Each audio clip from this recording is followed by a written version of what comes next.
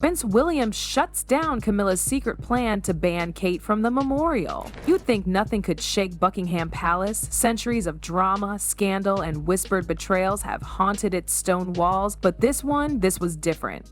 It started with a lie, a simple line buried in the official guest list for Queen Elizabeth II's memorial: Catherine, Princess of Wales, excused due to health concerns. Harmless at first glance, almost considerate, but for William, that single line was a dagger. He'd spent weeks planning the event with Kate. The speeches, the arrangements, the flowers, every detail bore their shared touch. And yet, overnight, she'd vanished from the roster. Not a call, not a conversation, just deleted, like her presence was never meant to matter. Kate, on the other hand, wasn't sick. Far from it. She'd been walking the palace halls, reviewing ceremonial protocols, even laughing with the kids the night before. So when whispers began circulating through the staff, "She's not attending, poor thing must be unwell," it cut her deeper than anyone could guess. It wasn't just gossip, it was a slow-moving train of erasure. Behind the scenes, Camilla sat calmly in her private tea room, stirring honey into her cup as though she hadn't just waged psychological warfare on her daughter-in-law. She knew what she was doing. Control the narrative, and you control the legacy. Paint Kate as fragile now, and down the line, she's unfit, unready, replaceable. William wasn't naive. He noticed the tension, the fake concern in Camilla's voice, the way the media just so happened to leak the story before the palace even confirmed it. He kept quiet at first. But when an old advisor handed him a tablet showing scrubbed edits to the official guest list and a pending press release describing Kate as overwhelmed and in recovery, something snapped. This wasn't a mistake. It was a hit job, and it wasn't just digital fingerprints that gave it away. Someone had forged Kate's electronic signature on a media plan, an actual document stating that she had personally requested to be removed from the ceremony. "I approve this message," it read, but William knew her signature. Hell, he'd watched her sign their marriage certificate. This wasn't it. It was close, eerily close, but it lacked the small flair she always added at the end. So he did what any furious husband with royal blood and access to private investigators would do. He started digging. Quietly, ruthlessly. Meanwhile, Kate's world had gone gray. Her text to William felt cold. Her staff grew distant. One of her most loyal aides was fired overnight, something about leaking details to the press. The woman had only mentioned Kate's dress being steamed for the memorial. That's all. And yet, she was escorted out like a traitor. Kate found herself doubting everything. Did William believe the rumors? Had he given up defending her behind closed doors? Was she, in Camilla's words, more burden than blessing? The walls of the palace, once a place of purpose and tradition, now felt like a padded cell.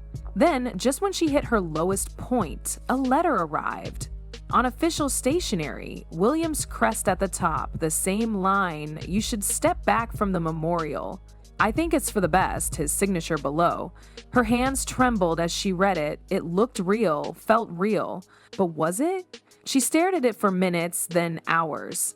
Her heart said no. Her instincts screamed louder. So when William finally asked her, face to face, "Did you sign anything?" her answer was one word: no. And just like that, everything shifted. The war wasn't over, it was just getting started. William stood at the edge of the palace terrace, the morning mist still clinging to the lawns below, his mind racing. The letter Kate received wasn't his. The signature was his, but he hadn't written a word of it. Someone had forged his name, brazenly, and used it to manipulate the woman he loved. That wasn't just deceit, it was war. And the battlefield wasn't just the palace.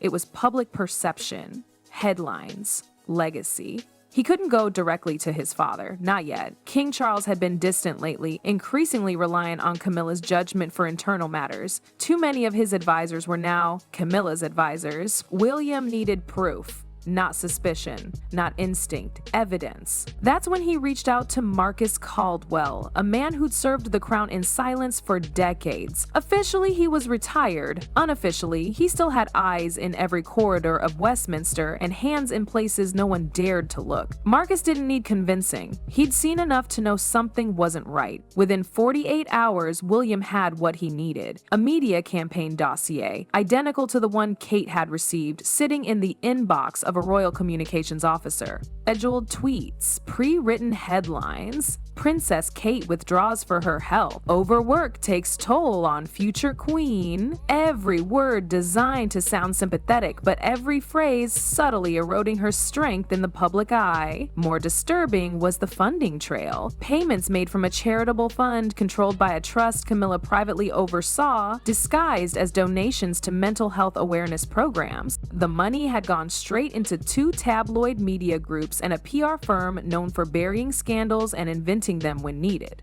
William stared at the financial records, his jaw tight. This wasn't just palace maneuvering, this was character assassination dressed up in silk gloves. Meanwhile, Kate sat in silence in her private suite, holding the blue memorial dress across her lap. The fabric shimmered like starlight in the lamplight. Her hands were steady now, her decision made. She would go. Let them try to stop her. Camilla, oblivious to the growing storm, moved through the palace like royalty incarnate. She met with stylists for the memorial, reviewed her speech drafts, and even rehearsed camera positions for her arrival. In her mind, this was her crowning moment. The queen beside the king, the woman who steadied the monarchy while others faltered. When she received word that Kate was reportedly hospitalized, a smile played across her lips. Perfect. The final piece of the story falling into place. It didn't matter if it was true. It only mattered that it was out there, that the public believed Kate was fragile, exhausted, unable to cope. But then came the shock. 2 hours before the memorial, a guard delivered a sealed envelope to Camilla's private quarters. She opened it with her usual grace until her eyes fell on the contents. A single image. Kate, standing beside William, dressed in the blue gown, smiling, alive, present. The photo had been taken just moments earlier as the couple exited their car at Westminster Abbey, and it was already flooding social media. Camilla's hands clenched around the letter. The room around her seemed to dim. This wasn't part of the plan. William had turned the tables. The media frenzy was instant. News anchors scrambled to change their coverage. Headlines were deleted, rewritten, replaced with phrases like royal defiance and Princess Kate silences rumors. In that moment, everything Camilla had built began to crumble. The control, the narrative, the silence, shattered by a single step onto that cathedral pavement. And somewhere in the shadows of the palace, a traitor, once loyal to her, was preparing to speak. The Grand Hall of Buckingham Palace had never seen tension like this. Every seat was filled, royal council members, aristocrats, global press, all waiting for one thing: truth. This wasn't just about a family dispute. This was a scandal that touched the crown itself, and the whole world had tuned in. The gold chandeliers overhead gleamed like they were watching too, silent and judgmental. William entered first, his presence commanding. There was no speech, no preamble. He walked to the center podium, placed a single briefcase down, and opened it. Inside, documents, photographs, transaction records, digital trails, proof. His voice was calm, deliberate, no theatrics. He wasn't here for revenge. He was here to protect his wife and restore honor. One by one, he laid it out. A forged signature on a fake media plan, leaked press drafts set to launch coordinated attacks on Kate's character, a donation trail leading to shell accounts tied directly to a charity Camilla oversaw. William didn't say her name yet. He didn't have to. Every piece of evidence pointed in one direction, and the council knew it. When Camilla finally entered, flanked by her aides, the atmosphere dropped several degrees. She still carried herself with regal poise, but her eyes betrayed panic. The whispers started the moment she sat. Cameras caught every flicker of emotion on her face. Her fingers tapped nervously against her seat, her lips, once proud, pressed into a thin, pale line. Then came the witness, an elderly man, once her most loyal aide, walked slowly to the stand. He was shaking, not from fear, but from the weight of what he was about to say. He didn't look at Camilla.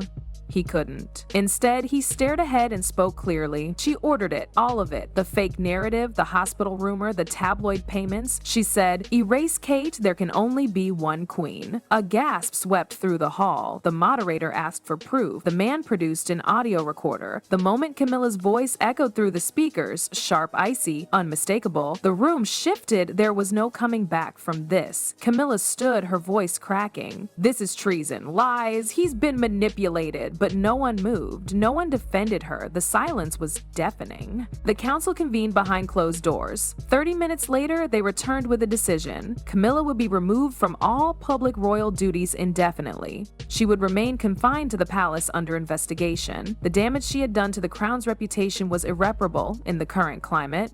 Her face fell, but not a single tear came. She walked out alone. The queen, dethroned not by rebellion, but by her own ambition. Outside, the public gathered as William and Kate appeared on the palace balcony. No fanfare, no speech, just their presence. Hand in hand, they looked out over the sea of people who had doubted, defended, debated. The cheers were thunderous. The blue dress Kate wore shimmered in the golden evening light. Her smile wasn't just for the cameras, it was for herself. For surviving, for refusing to be erased. William glanced at her, his expression softening. He hadn't just fought a political battle. He had fought for love, for family, for truth, and he'd won.